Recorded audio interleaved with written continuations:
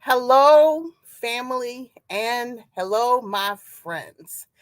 It is Wednesday. It is November the 29th, 2023, 2023. And it's almost 1 week after Thanksgiving. And I hope everyone had an amazing Thanksgiving and enjoyed your family and your friends and your chosen family and everyone. And this is the time to talk about family. It's a time to focus on family. So I'm excited about tonight's show. I really am. And I am welcoming you to the power of transformation. I am your host. I'm Dr. Paula Obie, and I am delighted that you are here. Our show is based on Romans 12 and 2, and it says this an excerpt: Be ye transformed by the renewing of your mind. We have great discussions, and tonight we have another great person. We're going to have another opportunity to share some really important information about families. So, we're going to do what we do every week. We're going to talk to our families, tell them that the show is on, text them. We're going to call them if you have a chance. The bottom line is you can also tag them. Bottom line is they don't want to miss the show. I'm going to do the same thing. And honey bunny, we're going to be right back. See you soon.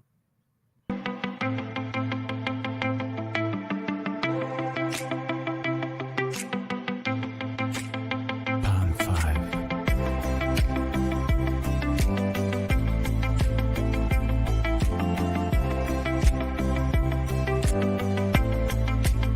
Pound 5.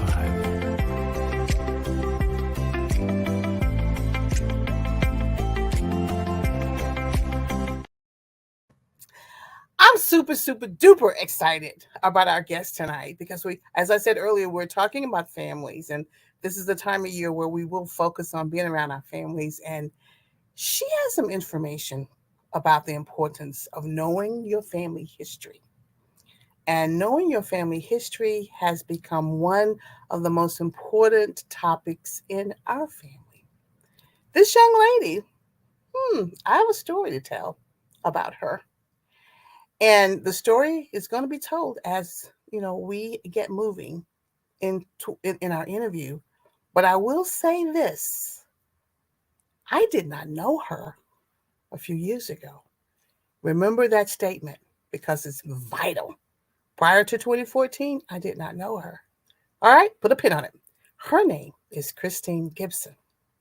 She says she has a passion for revealing our amazing family histories. And I know some people might be saying, I don't know if I want to know anything more about my family than what I know. But once we share our discussion, I guarantee you're going to want to know everything that you need to know about your wonderful family history. And this young lady can help you do it as she's helped our family. So put your hands together and help me introduce to the show Miss Christine Gibson. Hi, Christine. Hi, good evening. And how are you? I'm doing great. How are you? I'm doing great. I'm so happy that you're here. And I made the statement earlier that prior to 2014, I did not know who you were. So we'll save a little bit of that because that's kind of like an ongoing story for us. And I'm so happy that we met. And I'm so happy that you care enough about the family to tell us about our family. So I want you to introduce yourself and then just tell us why do you have a passion for families knowing who they are? Talk to me about that. That's amazing. Talk to me about it. Well, right now my passion certainly is genealogy. I belong to the Association of Professional Genealogists. There are lots of societies out there.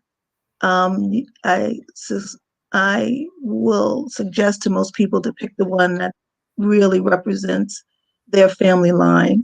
And for me and for us, it is one is the North Carolina Genealogical Society, of course, because a large part of my family is from North Carolina, and the African American Historical and Genealogical Society, of course, because I am and we are African American, and the Genealogical Research Institute of Virginia, because some of our leg of our family started out when they were brought to this country in Virginia.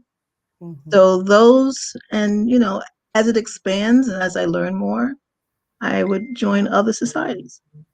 Wow. Wow. It's so important. As I said, I didn't know you in 2014. Facebook brought us together and we connected and you took over.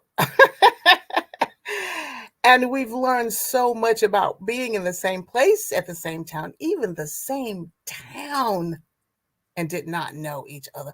Talk to me about that. Wow. What was going on there? Well, first of all, there's a big difference in age between you and You would have to bring so, so that kind of makes a difference too, because when you were probably ready playing that. outside, I wasn't going to go play with you so much, right? Even if I had known you, because that's how teenagers are. But, um, I spent most of my free time, summers, Easter vacation down with um, my uncles and granduncles and grandaunts. And it was really an incredible experience for me because they had so many stories. Mhm. And because I have no problem saying I'm 70 years old, which means I was born mid-century, 1952. Um, and so these people who lived a long time, thank God for that, had some of them reached way into the 1800s when they were born. They knew slaves, ex-slaves personally. And so they had lots of stories to tell. And it was just really fascinating, Mhm. more from a historical standpoint for me at that point than a genealogical standpoint, you know. Um, and um, and just watching them function and work, and proud of the fact that these individuals had moved from slavery to landowners in only a generation and a half. Wow. So without it being gifted to them by somebody, this is stuff that they had worked for. So it was really an incredible experience for me, and I'm very thankful for it.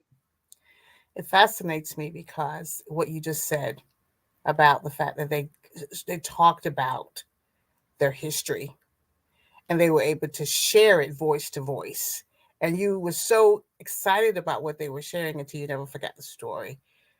And then these folks who were ex slaves, they went out and said, I'm going to buy land. I'm going to do this. They had a vision.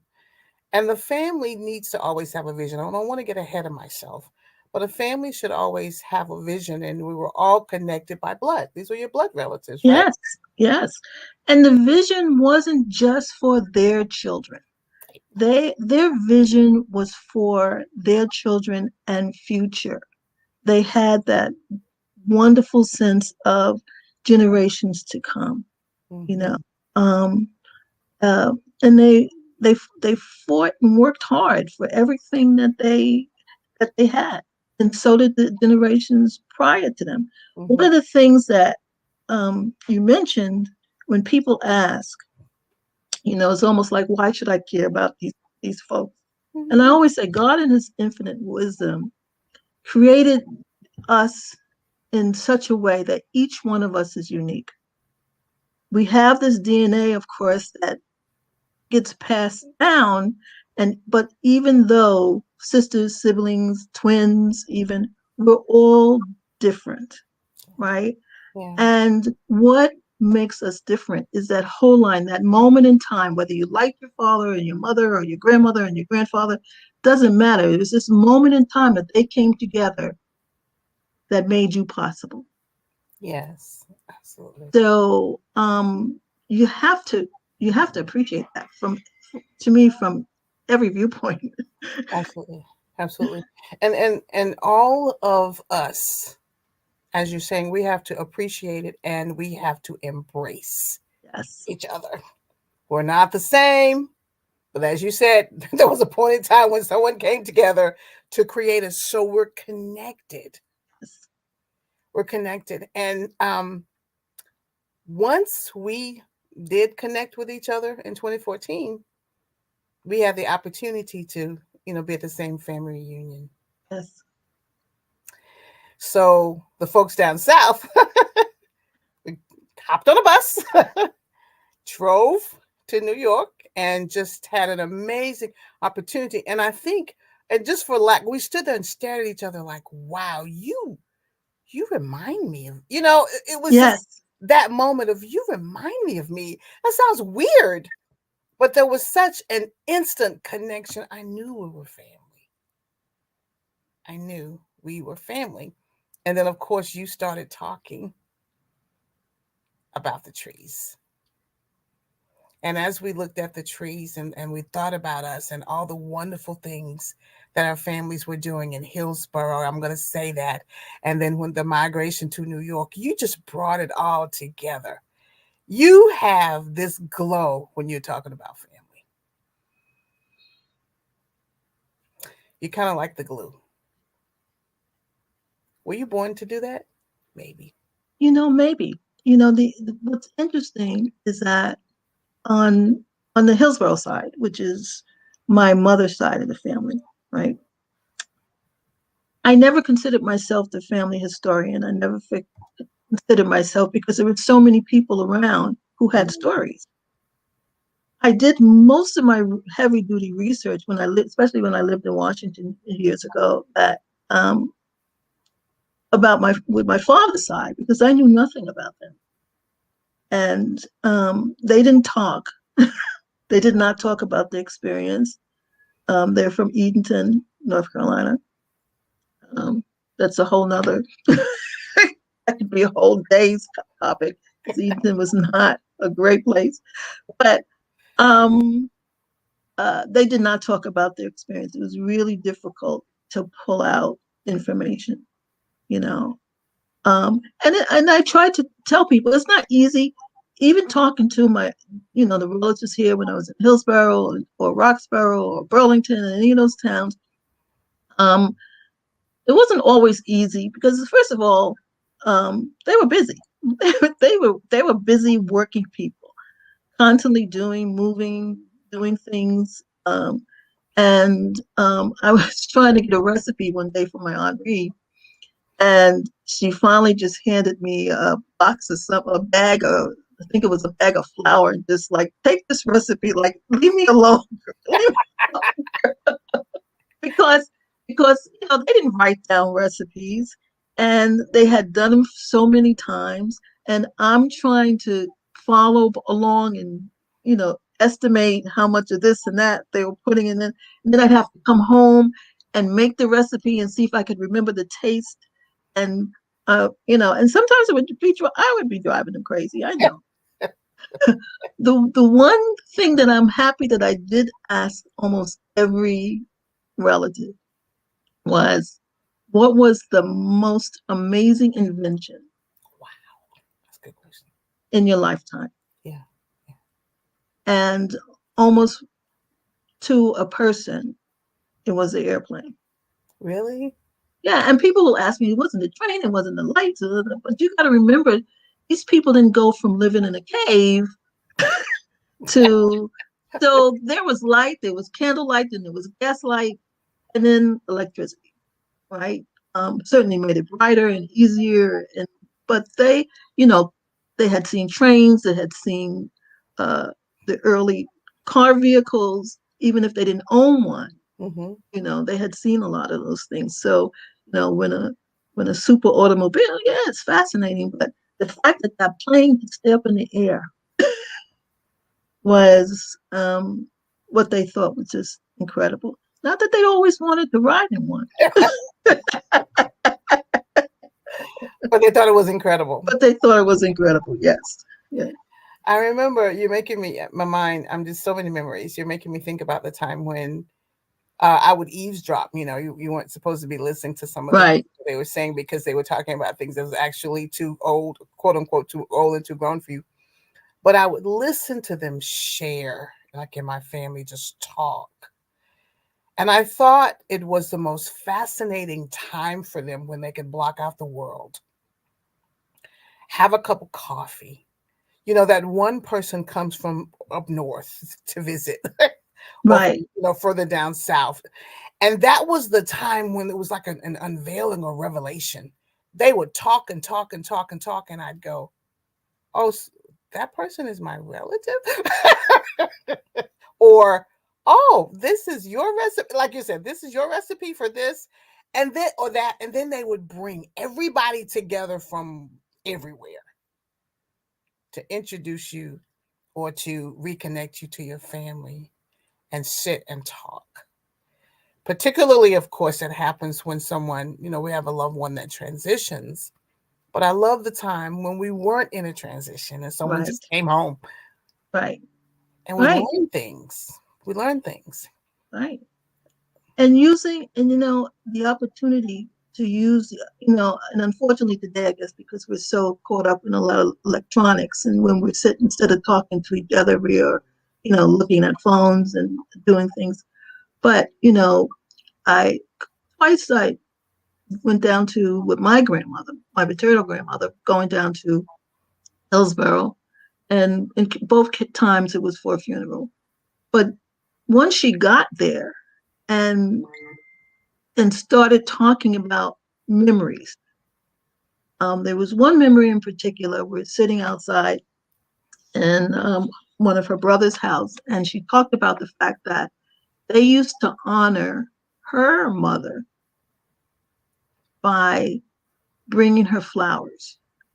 Wow. And the children would bring one color flowers, and then the grandchildren would bring another color, and then the great grands, and however generations there were, would bring other colors, until she would sit outside, and they would put her in a chair, almost like a throne, and hand her flowers until she had this huge bouquet. Oh. And with that, we started doing that for my grandmother. So because she was a minister, because it was kind of hard to do her birthday because, she wasn't a bit this thing about her age, but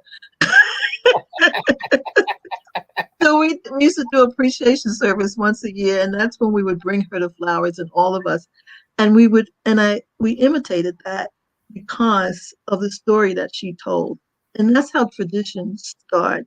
Get passed down. Listening to stories. Some of them are wonderful, but you got to find the time to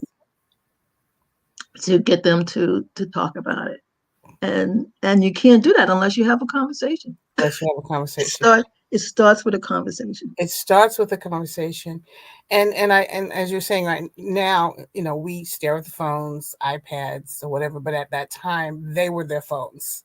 Right. They were their iPads. And if they were going to have some type of gathering that required food and a pig picking and Brunswick stew, that you absolutely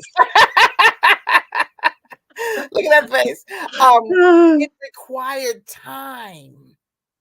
And you mentioned that I love the Brunswick stew story because they made the stew, and for many of them, especially after slavery, that's how they were able to survive. Making sure everybody in the family was not just about that, everybody in the family ate and stayed healthy. And so they would bring at church, bring in one of my relatives still had that big giant cauldron. I don't know what happened, but and they would bring all what they had, and they would make the stew. I love the story because and the people would bring their pots and whatever, and you had, and of course, there's always going to be some people who had more than others, but everybody had something to eat for the week. Right. So, stories like that just are incredible. And that's what family trees are. They're not just a tree with names on it. They're your opportunity to put your stories in. They're your opportunity to put your recipes in, your pictures, stuff that can be passed on for generations. It's not just about, oh, I finally got somebody's name Right. on a piece of paper. And you know what fascinates me even the most? I'm just amazed at someone will say things like, "You remind me so much of your auntie," or "You remind me so," and that it has to be blood. It has to be because and then they'll start telling you stories about them. Yes. And it does sound like something that I went to, and I'm like, yeah, they're my family. And that's when you feel the connection and you want to know more. I always loved it when they would hush, they were talking about somebody and it wasn't something that was particularly nice. You notice the volume would go down in their voice. Yes. And then they'd look around to see if any of the kids were there Right. because And then you'd have to leave the room. and they would actually leave the room, but their voice would, and they'd look around and say, well, she's listening. Right. But they also had the need to discuss those things that were difficult, not just the things that were good. They were their own support system. And that's what they were trying to teach. Yes. And the way they would protect you, and in ways to not make you, because, we were not necessarily always in the best of situations. Absolutely. And how they would talk to you, make sure you were protected, without trying to scare you. If you're going over here, make sure you take your cousins with you. Make sure, yeah. So it was always this nurturing. Or where are you going? I'm going to. I have to take you. I have to pick you. Mm-hmm. That's not a place you can't walk there. Right. Right. And all of those had great meanings. Yes. I love what you said about the family. Suppose our requirement for family is definitely to protect each other.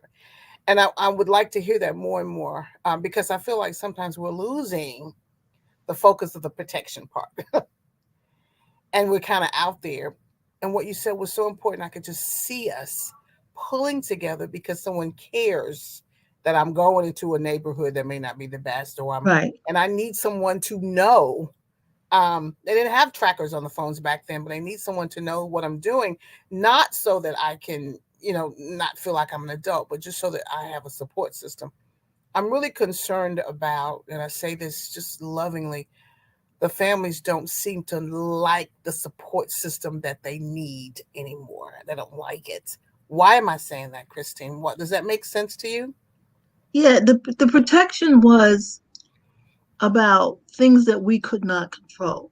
Yes. It wasn't that you couldn't get out there and pull the beans out the garden because you might get bit by a bug.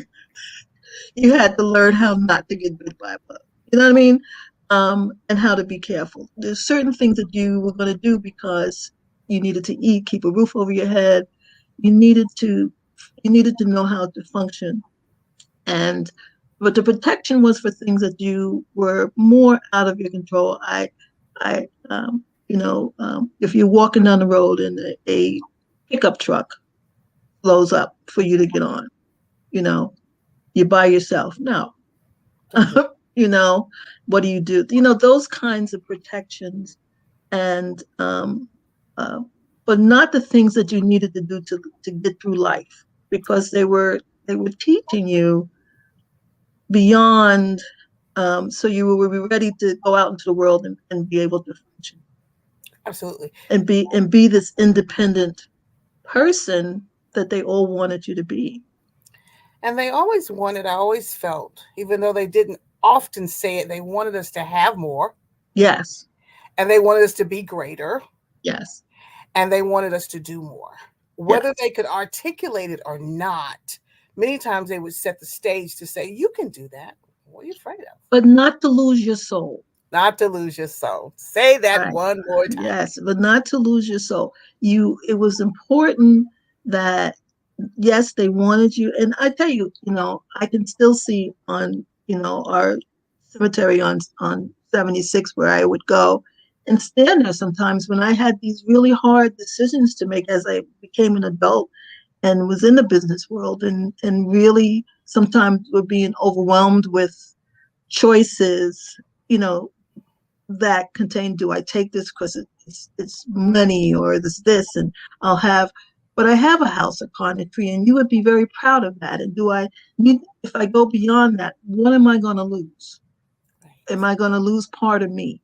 And that was also part of the lesson that they were trying to teach. So always trying to balance those things. It's not an easy task, but always trying to balance those things within yourself, because your family collectively was always giving you that in some way or another. Yes. They were always creating or trying to create the stage. I'm speaking generally. Right. You know, you always have specific, conversations where it didn't seem like that was happening. But just as I'm reflecting, generally they wanted to set the stage, almost a springboard for us. Right. You know, you are my sister's daughter. You are my brother. You are my, and that connection meant something to them. They wanted us to make a mark on this world and do, quote unquote, what they could not do. Right. And I'm happy also that they were not stuck in a moment in time. So, you didn't have to wash the clothes with a washer boy because I did that on my grandmother door. My grandmother's grandmother did that. Give me a wash machine. Because sometimes people get hung up on these things that they say are passed down. And I'm saying, really? Did you ever ask her if she wanted a refrigerator and it's tired of the Iceman coming? Yeah. I think She would have liked the refrigerator. Well, of course. But first you had to explain to her the value of the refrigerator. Right. You know what I'm saying? And because things were changing, but of course you would have loved the refrigerator. Of course you would have loved. I don't think they were not innovative because right. in their time they were probably more innovative than we thought or yes. Yes. But you had to kind of ease some conversations, a couple of times on them just to make sure they understood the value because they were really big on family values. Yes, exactly. It's a big deal. And they didn't want you to spend all that money over here and you might need that one day and so's tuition's coming up. And so they're thinking about the holistic view. That's what they were trying to right. And technology for technology's sake. And not where does it benefit us as my immediate family and also how the future families. Absolutely. Yes. And that's what the tree represents.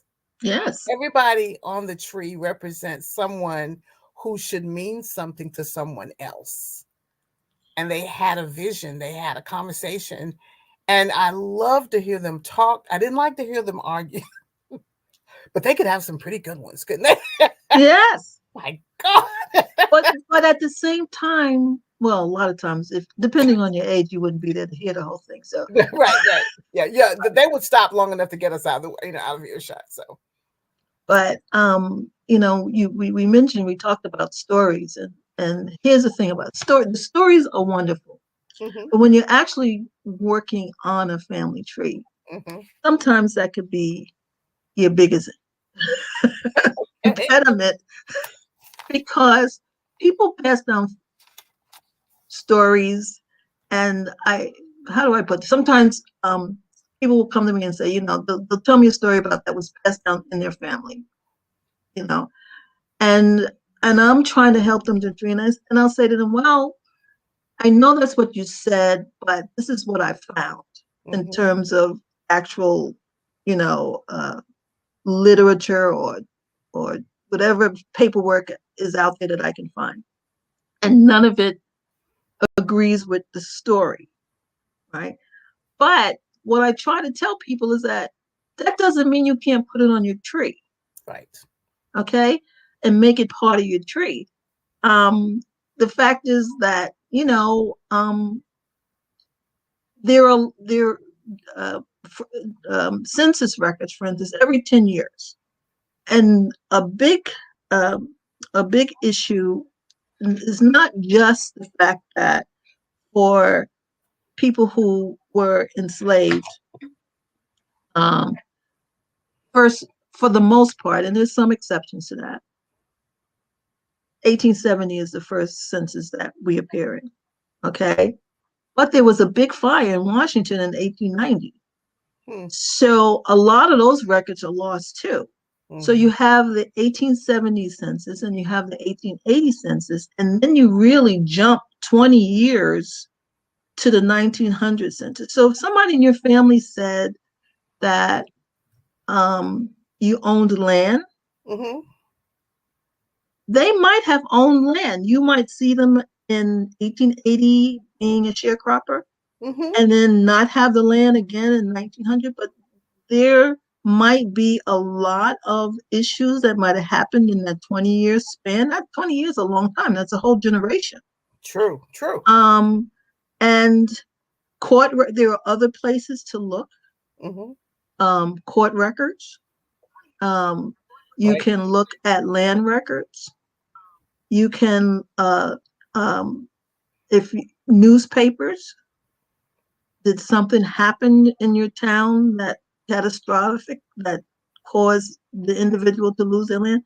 So there's a lot of other places to look to see if your story. So that's why I tell people don't throw it away because this piece of paper from maybe 1880 says he didn't own land, and in 1900 he didn't own land.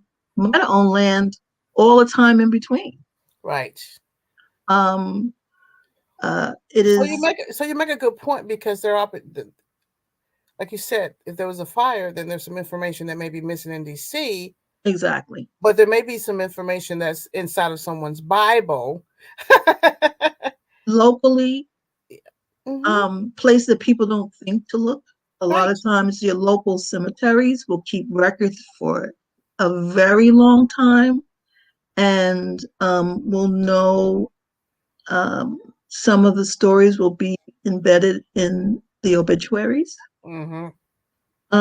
So this whole family tree thing it's a lot of reading. Sometimes people, and I caution them people, because sometimes, ancestry.com is really the biggest site, and it gives you a lot of information, and it tries to help you along. It has these little flags, leaves that pop up, but you really have to research it, because that might not be your family. Really? Are you serious? Yeah. It's suggestions that they're offering. They're not saying this is definite. So you still need to research it to make sure before you attach it. Is this really my family, or is it sounds like it? My mother's maiden name was Obie, same as yours, right? There was this thing that went on between some of the family members who spelled it the way you spell it, and the way it was spelled for my mom when she was born, which is Obie, right? Because she was born in Hillsborough. And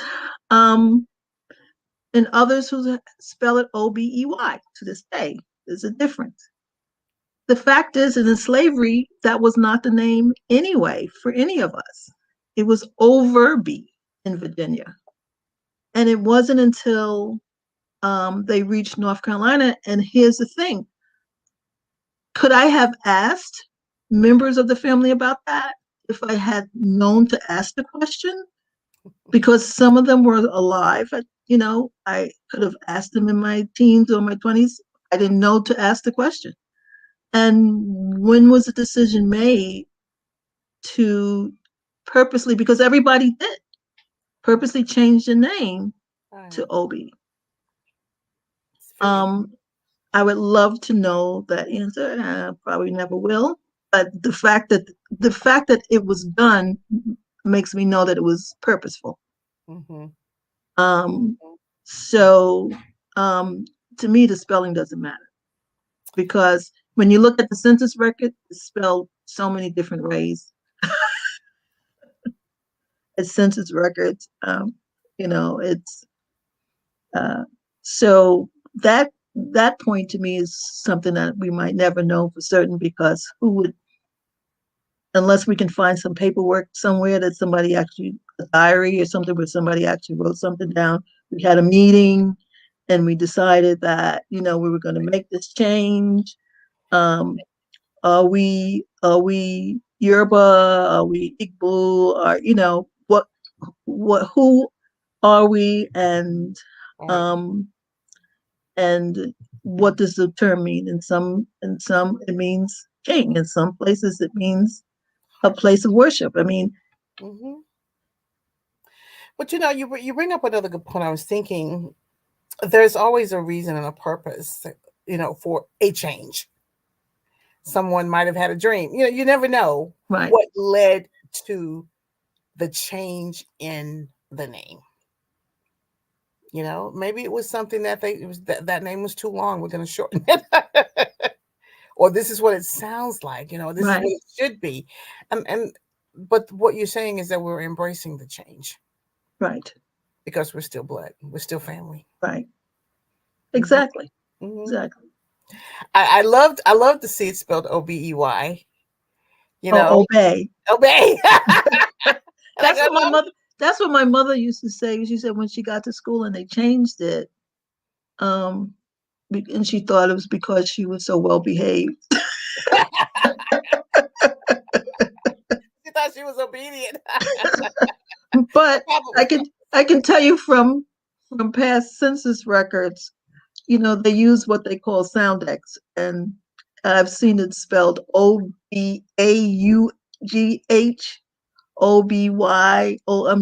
the I mean, Multiple. Multiple. yes.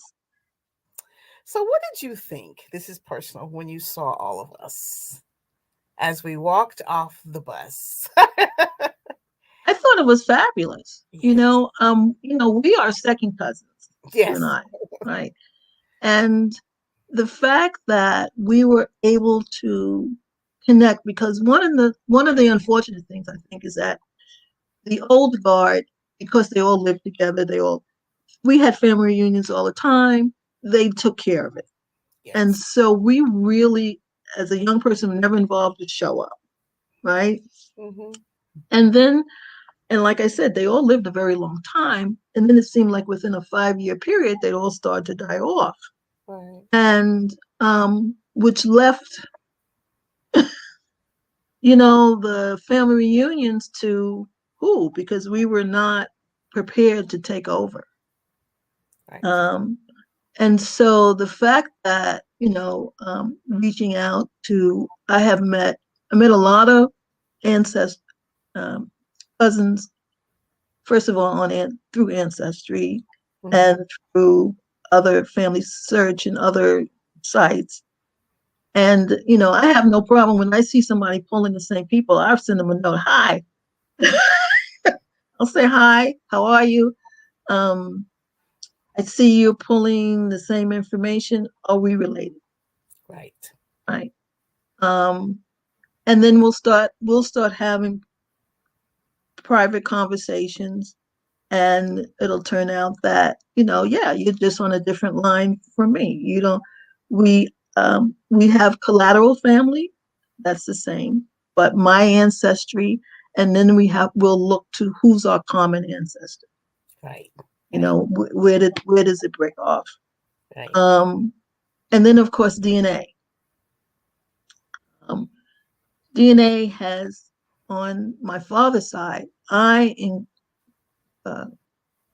the incredible story of meeting my father's family. Like I said, who they didn't talk about their family. My father's mother was one of 8 children. I only thought there were 3 of them. She Mm. never talked about the family.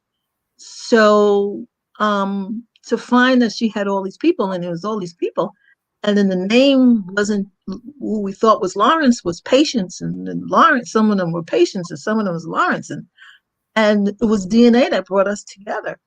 And Right. just this year, because of that, 2 of my ancestors, uh, un- uncles who were uncles, had run away from slavery, fought in the Civil War, were heroic in their different paths, and were brought together by the town, and a plaque was, I mean, it was just incredible. And I wouldn't have ever known that, and we would never have been able to do that without reaching out to each other, first the conversations and then DNA to verify. Absolutely. This time of year, we do think about family more, I think. And that's why this conversation is so important. It warms my heart. As we're talking, I'm feeling, and remembering just remembering so many wonderful people in my family. And I wish that we would just continue to search and love up on that Yes, history because it really will build and rebuild foundations for your family structure to sit down and remember your family members who were the reason that you're here today. And I know we're coming up towards the end of this. This has been a great conversation. See, just talking, it just makes me happy. I'm hoping that you're going to come back. Now, I want to ask how can we get in contact with you? Because I'm sure there may be someone who will need some guidance with, researching their own family tree. How can we get in contact with you? Well, my email address is tenon@gmail.com. Okay. And the tenon is actually the name of one of my ancestors, maiden name. So that's where I got. So everything I do, I try to incorporate some piece of my history into. Yeah, yeah. You did such a beautiful job for our family when we received that book, and we just started looking through it. It just made me happy. you know, these are the type of gifts that move you Yes. in a way that nothing else does. When you flip the page, you're like, oh, there's so and so. And then you read a little bit more about them. So thank you so much. And you're very welcome. And Thank if I can say one thing as the holidays come up, and I know everybody likes the electronics and the football games and all the stuff that they like, but try to find, even if it's just a half an hour, where everything gets shut off and you just have a conversation about, somebody pick a person. You can't do the whole tree in that little bit of time, but pick one person and just say, grandpa was a great fireman, or, just pass on a little bit of information to you. um, to the next generations so that they have some understanding of what went on before. Yes. And so that we can take a little bit more pride Yes, in our own family legacy, yes, because sometimes we support other people's families basically because they talk about them more than we do. It's time for us to discuss our own family legacy. There's yes. great things going on, and you may not ever know it if you don't discuss it. So, And just remember that the decisions that they made in the time that they lived is what allowed you to be here. Not, you can't judge them from today's standards. You have to think about how they were able to function in the time that they lived in. that is a profound ending to this show. I don't even want to, to do my normal ending. The decisions that they made, whether you like them or not, are the reasons that we're here today. And guess what? The decisions that we make Yes, are going to impact the next generations. So let's find a way to talk about it. We have a lot of electronics and things to help us talk. But you're right. Shut it down for 30 minutes. Sit down and let's talk about all the good things that grandma and grandpa did and see if we can find some recipes. I'm still trying to find my grandma Obie's caramel cake recipe that would melt in your mouth. It was just, you eat it and you're like, oh my God, it was so good. But of course, she knew what to do and it wasn't written. So I'm going to have to recreate it in her honor. Wow, Christine, the time just flew by. Would you come back in 2024? oh, Talk definitely. about this a little bit more because I believe that it's going to be so important for us to focus on the love of family by rebuilding the foundation, by knowing our trees and knowing who we are. Yes. We need to know who we are. So we're at the end. Thank you. Thank you for inviting me. Oh, you're most welcome. I'm just so happy that you were free tonight. And again, this show is actually going to have our replay on Saturday at 2 o'clock p.m. Eastern Standard Time. But, folks are in Bible study right now. And then after they get out of Bible study, they'll come and they'll listen. I want people to really fall in love again with their family history, the way you've helped us fall in love with our family history and embrace the differences. It's all in the power of transformation. Yes. That's what it is. Going back to Romans 12:2. And the bottom line is what I say every week. Christine, we have to trust the process in order for the power of transformation to do its perfect work in our lives, especially in our family. So we'll see you next week. She's coming back soon because we're going to talk about how to love our family even more through our family trees. So good night, everybody. Good night. Thank you so much, Christine. Take care. Bye-bye.